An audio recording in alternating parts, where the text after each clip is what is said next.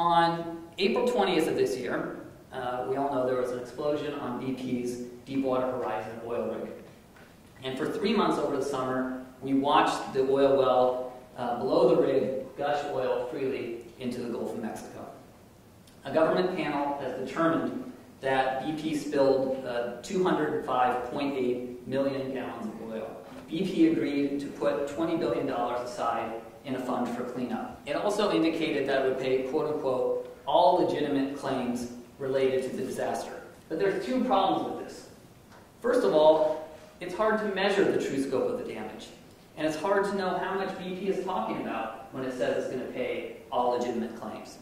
One study on the impact of the tourism industry alone, the effect on Gulf Coast tourism, suggested that it would be more than $22 billion in damage, which is more than they put into the separate cleanup fund. And we have no idea whether BP will end up keeping its promises in the long run.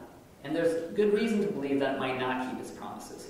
In April before the spill, the price was around $60 per share. In late June, when we bottomed out, it was around $27 per share. And when I checked it yesterday, it was just over $41 per share. And the prices bounced back in part because investors are betting that BP won't have to pay all of those tens of billions of dollars in damages related to the spill.